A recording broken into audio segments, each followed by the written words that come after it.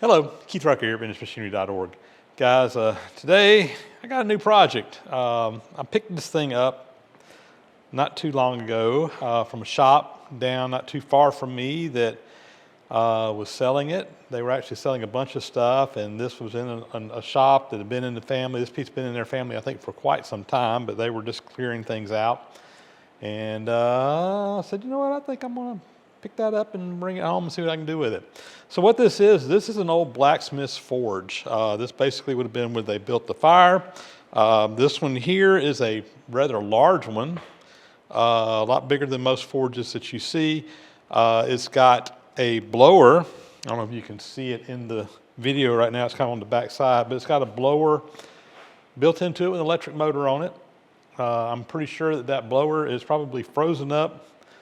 The motor, I'm sure, is shot. I'll get you a shot of that here in just a minute, but it's in rough shape.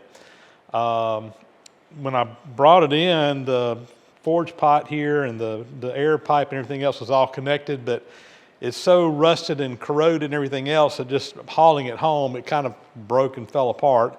When I say broke, the bolts broke. I don't think it actually broke. But this pan here in the middle, I mean, it's in pretty rough shape. It's just flaking apart. This thing had a bunch of coal still left in it, and the problem you run into with this coal is that when it sits out in the weather, which I think this set out in the weather, and it gets rained on, the sulfur in the coal turns into sulfuric acid, and it can be pretty rough on metal. Obviously, steel's going to be a lot worse than cast iron, but still, even cast iron here, it looks like it's pretty well damaged. I honestly don't know what I've gotten myself into. When I saw it and first looked at it, I thought it was in decent shape, but after I got home and digging, I hadn't even started digging out on it yet, but just looking at it, yeah, I'm starting to question how good some of the stuff is. And Ginger's up here inspecting things as well. He's going to give me his opinion in a little bit, and we'll compare notes and come up with a good game plan as usual. Ginger, you're not showing your best side there, bud. Anyway, I thought today I would bring this in. I think what I want to do is get it cleaned up, get all this coal and fire brick out of here, get it taken apart, see how bad things are, and come up with a game plan on what I might want to do with it. I've toyed with the idea of getting me a blacksmith shop going. I've got pretty much all the tools. I've restored a forge and blower a while back. I've got the anvils, the hammer. I got everything you need for a blacksmith shop other than a place to put it all and get it going. And one of these days, maybe I'll do that. But I used to do a lot of blacksmithing back in my younger days, and I kind of got out of it, and it's just kind of a bug I'd like to play around with. Not maybe super serious, but just be able to go out there and fire up the forge and beat on some iron every now and then. Sounds like fun to me. Let's get in here and see what we can do with this thing, and let's see how bad things are and come up with a game plan. So this is the blower, and like I said, it had an electric motor on it. This thing is set out for a long time. That motor is probably not salvageable. We probably can put a new motor on there.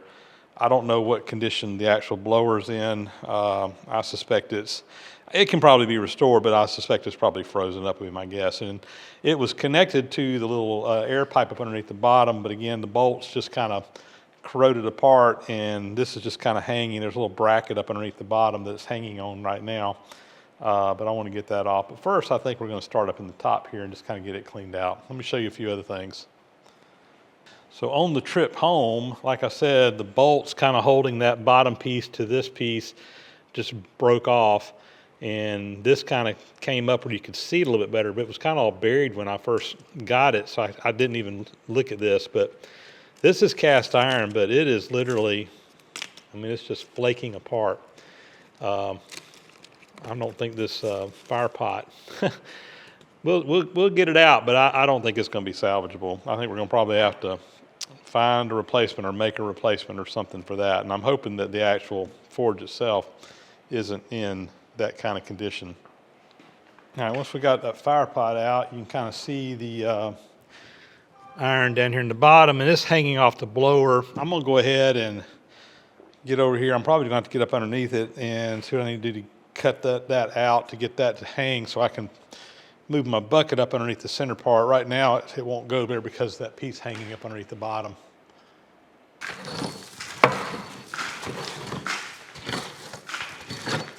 Got a bucket down right up underneath the bottom there. I'm catching this in. Most of it in anyway.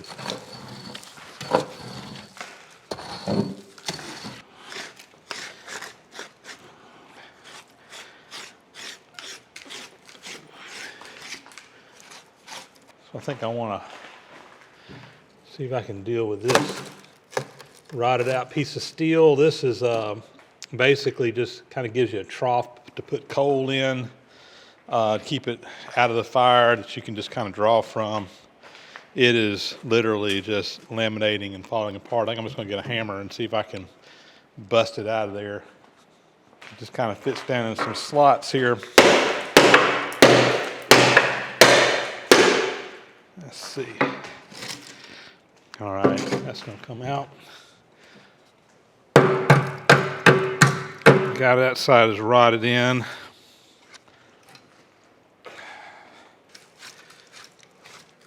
All right, that's not perfectly clean, but it's good enough for now.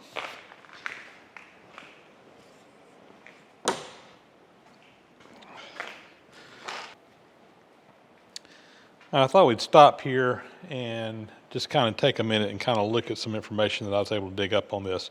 So there's this really neat website out there called VintageMachinery.org that's ran by this awesome guy and a bunch of volunteers that are even more awesome than him, that help do research and find old catalogs and stuff and scan them up on the site. Anyway, I went to that website, VintageMachinery.org, and we've got a bunch of catalogs on there from Champion, and I was able to go through there and kind of dig up some information, do a little bit of research on this. So first off, if you look right here, this is more or less the forge that I've got over here. Obviously the one I've got doesn't have a hood on it. It's missing that.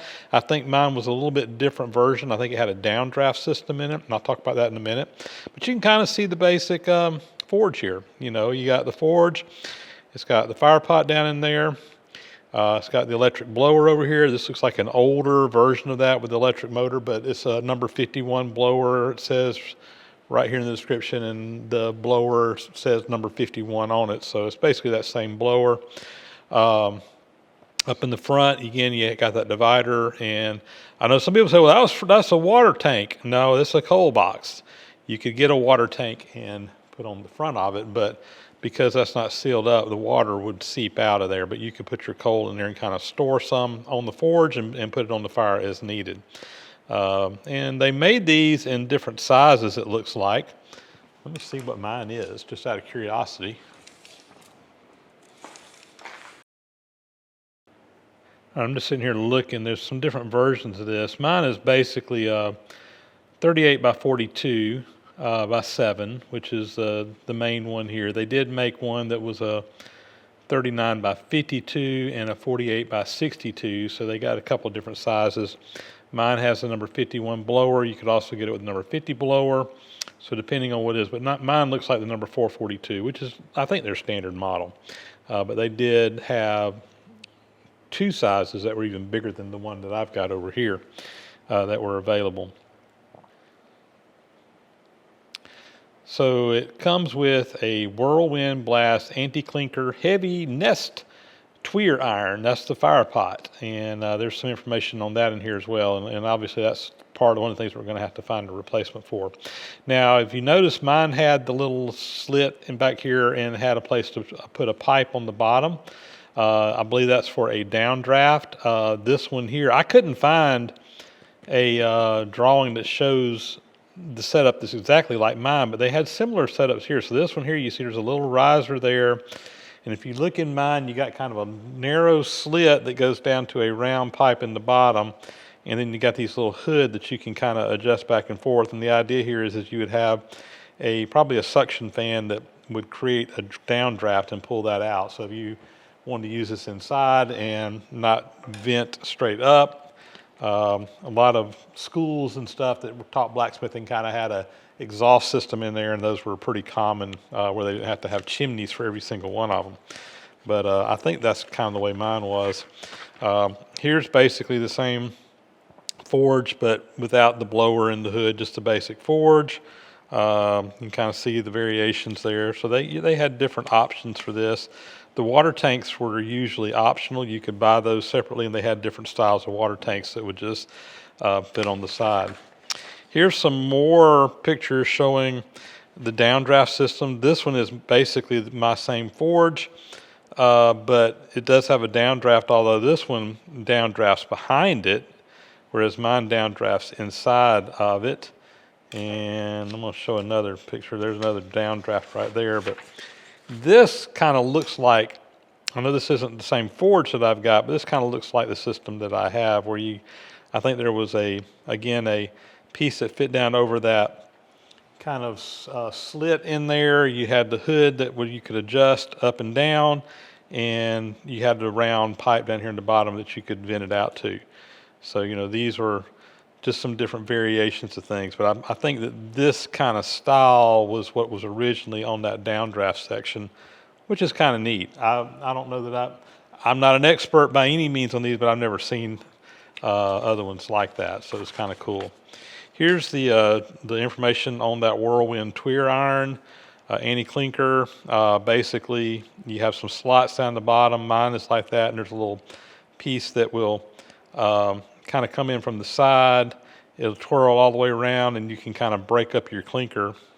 The clinkers are kind of where you just kind of get a bunch of trash and melting metal down there, and it just kind of makes this big mess, and you have to break that up from time to time. You had a handle here, and it was like a little hammer that came up through those slots, and that broke all that up, and it would just drop straight down through there.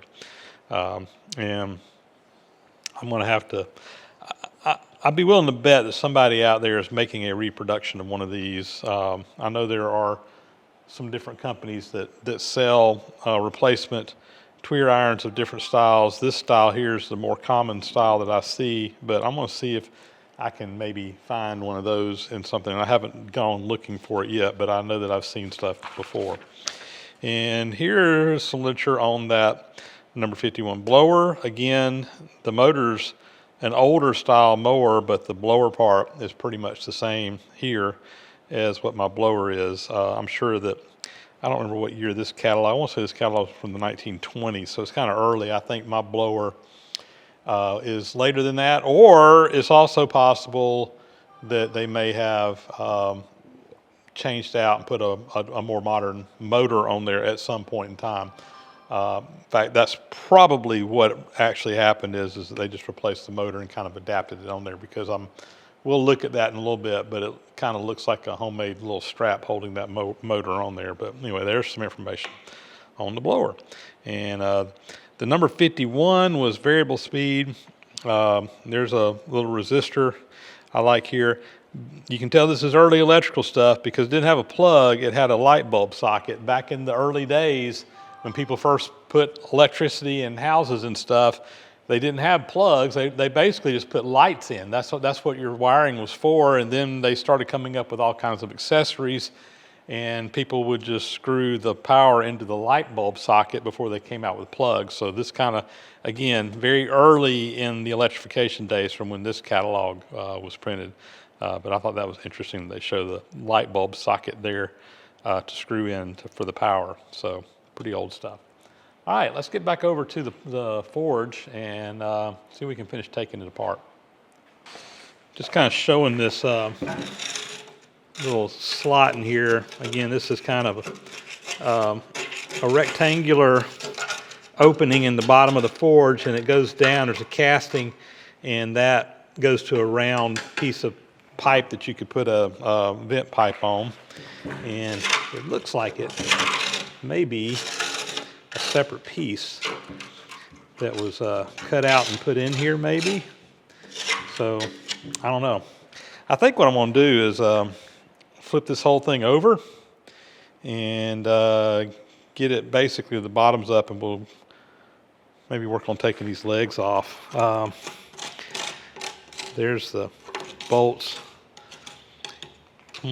See what, I may clean those up a little bit first because I'm going to have to put something on there to hold those while I take the nuts off the bottom. But I think it'll be easier to do it. I'll come up with something. I may put this up on my sawhorses. I have to bring my crane back in here, my gantry. Put it up there upside down. That might be the easiest thing to do. We'll figure something out here, but I want to get it flipped over to take those legs off. Slight change in plans. Before I flip it over, I'm going to take my needle scaler and just kind of clean up around these bolts and some of the other places a little bit. This has just got some hardened pins that will just kind of run in and out, and it's great for knocking loose stuff off and rust.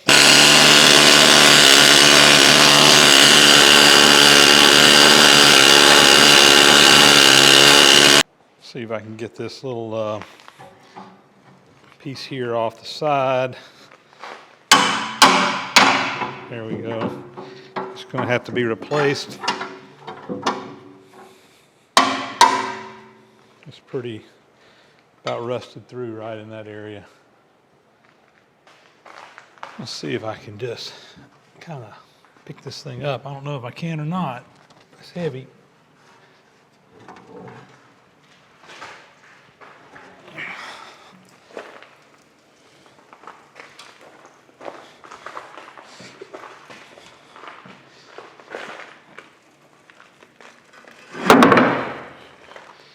There we go. We might be able to work with it like that. Let me get a broom and sweep up here real quick. The first leg came right off. It was actually, I noticed when I was in there cleaning up that one of the bolts was gone, and the other one, the head was pretty much rotted out on it, so it just kind of fell out. I wanted to see if I can get the nuts off these other ones, and I actually got a new tool I'm going to try out on that. Let's give that a shot. So guys, I don't do a whole lot of tool reviews and things like that on my channel. I use a lot of tools, but I don't really do tool reviews. And I get asked all the time by companies. I get emails. I bet I get 10 emails a day from people wanting me to feature something on my channel. 99% of them have nothing to do with anything that we're doing out here in the shop. And then sometimes, there is something that's kind of tool related or shop related. And a lot of times I'm just like, it just doesn't look like a very good tool. These guys reached out to me and asked me if I'd try this. And I said, you know what? That looks interesting. I want to try it. This is for helping to break loose rusty bolts. It's basically just a magnetic induction heater. You guys have probably seen the blacksmiths where they take and just stick it up inside of a little coil like this, and it just heats it up red hot. Well, you've seen me before with rusty bolts and the nuts, getting the torch out and heating them up. You can basically use this tool to do the same thing without having to get the torch out. We're going to give it a try. We're going to see how it works. So this is made by KK7s, and you can find them on Amazon. I haven't even taken it out of the box yet. I'm opening it up for the first time right here. So let's check it out. All right, so it looks like we got a couple of different coils in here. We do have some instructions. Should I read these instructions? So it looks like it's just basically some different size coils for different size, whatever you're working on. And they've got a selection of these in here. So tell you what we're going to do. We're going to just figure out what size we need for those bolts over there and try this thing out.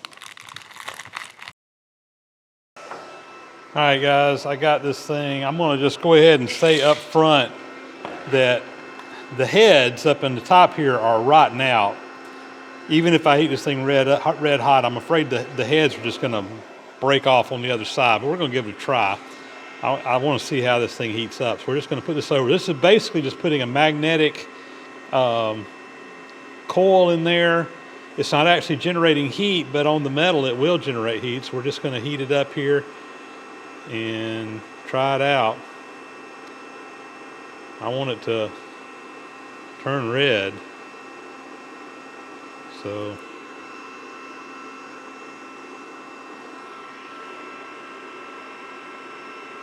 It is getting hot. Okay. Well, it appears to be working, but it also appears to be working very slow. I kind of honestly envision this thing getting red within a couple of seconds, 20, 30 seconds anyway. I've been holding this thing on here for probably 3 minutes now. And I mean, I can tell it's getting hot. It's changing colors, but it's not red hot. It's not hot enough to break a nut loose yet. We'll keep on letting it run here.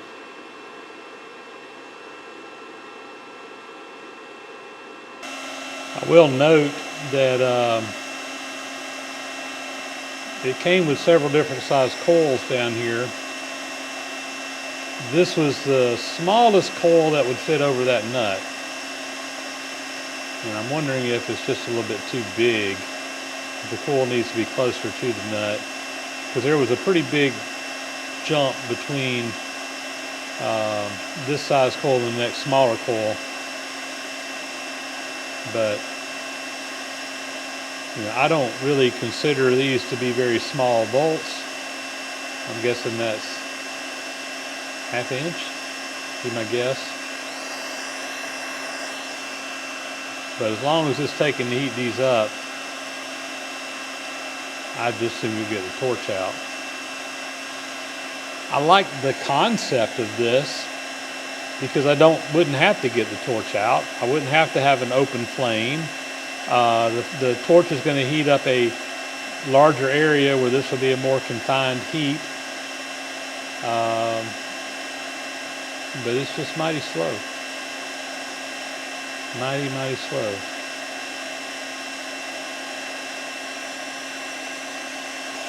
I did go look at the instructions just to make sure I wasn't missing something important. And the instructions were more about don't use it if you're wearing a pacemaker, don't have any jewelry on, don't have any metal close to it, all the safety stuff, which is good. But as far as operation, basically put it on there and push the button and let it roll. Now I can feel some heat coming off of that, but it's not super hot yet. But it is getting hot. It is getting warmer anyway.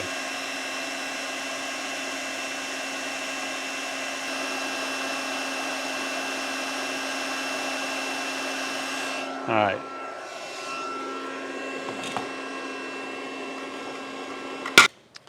Let's see what happened. I'm gonna put this on here. Well, it came off.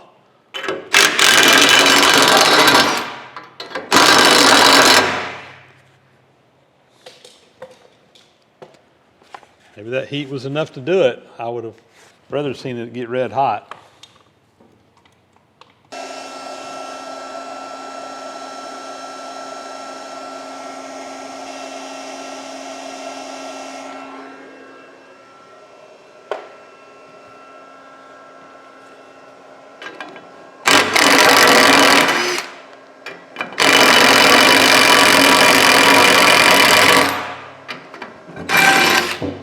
Nut's just turning in there.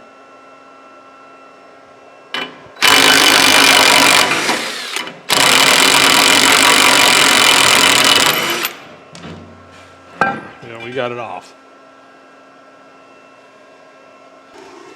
All right, just to give this thing a little bit more of a fair shot, I took one of those blank coils and made one with a little bit tighter coil that would fit up around that, and this is heating up much faster. It's still not lightning fast.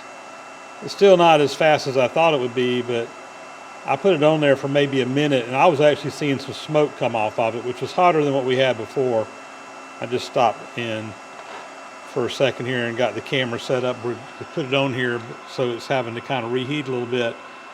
But maybe the coil size, maybe you need to have a coil size that's real close to whatever size you're working on here for this to work properly. I may have just had too big of a area around it, and I imagine that the smaller the material is, the faster it goes. I'm just assuming. But again, you can see there, I mean, it's turned black. It hadn't turned red. Let's see if we can get that one to come off.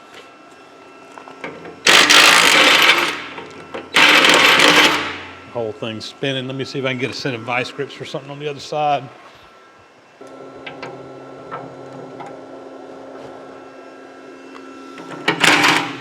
I can't grab a hold of it. The head on the top is just rotted away. Guys, I think I'm gonna do the easy thing. I'm just gonna get the torch out and I'm just gonna cut those bolts off. That's gonna be the easiest thing to do.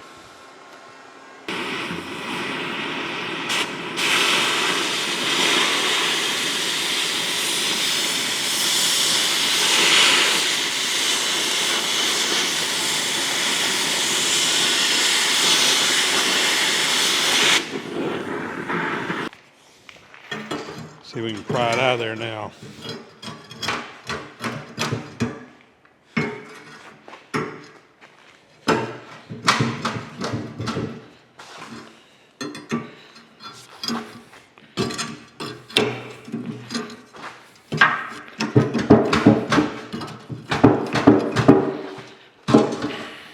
There it comes.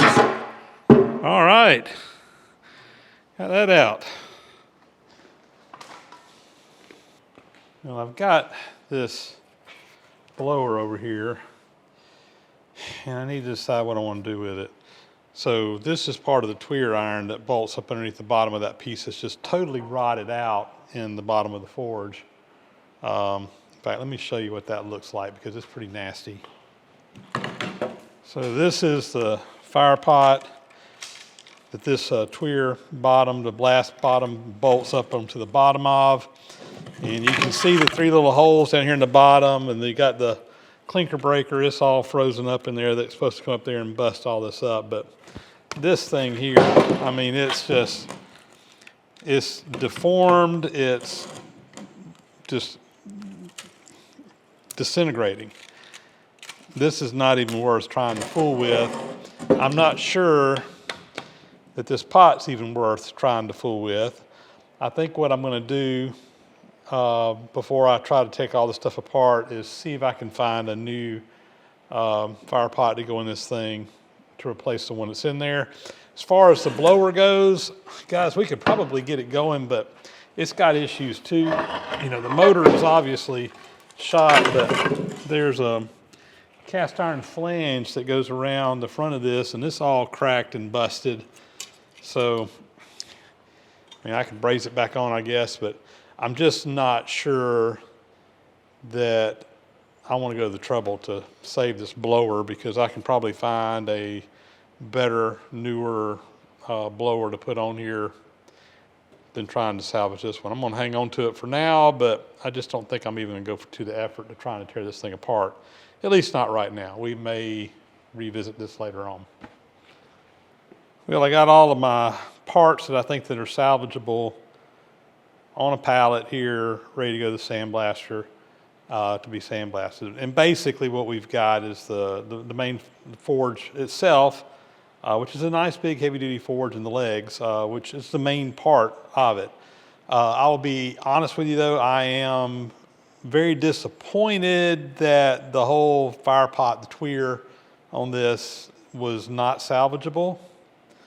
Just because, I mean, I can get a brand new one. There's guys making them, but they're several $100s, and that's that much more money I'm going to have tied up in this thing. And when I bought it, I mean, what I paid for it, I wasn't taking that into consideration. I mean, I didn't pay an arm and a leg for it, but had I known it was in the shape that it was in, I probably would have either tried to negotiate down or maybe even passed on it, just knowing that I was going to have to put more money into it than what I really was planning to. But it is what it is. So the little induction thing, I want to play with that. I think I'm going to get a smaller piece of metal and try it on a smaller bolt, see if it works there. Again, a little disappointed. It's not doing what I was hoping it would do. Is it working? Yes, but and if you're in a shop where you don't have a torch, don't want to get a flame out, you know, it's probably a doable thing, particularly on smaller size bolts and nuts, but yeah, it didn't really perform the way I was expecting it to either. So take it for what it's worth. But I do want to try it with a smaller one. In fact, let's do that real quick. Let's just try it real quick. All right, I got a 3/8 inch bolt and nut here. This is a smaller coil. We're going to fit it over it, and we'll just see what happens. I can see a little temperature change or a color change going on. I actually see some of the zinc starting to come off of it, so it is heating up, and it is doing it a lot faster than the smaller size. Look there, I mean, that's almost red hot. I mean, that's kind of what I was expecting this thing to do. That's red hot. I mean, it's not super red hot, but it is red hot. I mean, that's red hot there. All right, it works, but there seems to be a size limit as to what it effectively will work on. All right, just for kicks, this is a 1/2 inch bolt, which was the size that we had on that part over there. I want to see what it does. I got my little homemade coil that I wound up. I'm kind of wondering if the reason that it really wasn't getting hot was because the nut was right up against that big piece of cast iron, and it was basically just operating as a big heat sink and preventing it from, this thing just didn't have enough power to overcome it. If that's the case, you know, it's good to know, but the reality is that when I use this thing, it's going to almost always have a bolt tightened up against another piece of metal that's going to be acting as a heat sink, and that's getting hot. So it's going to limit how practical this is going to be in the real world. You know, it's definitely getting hot. We're not red hot yet. I'm going to just let it go until it gets red hot.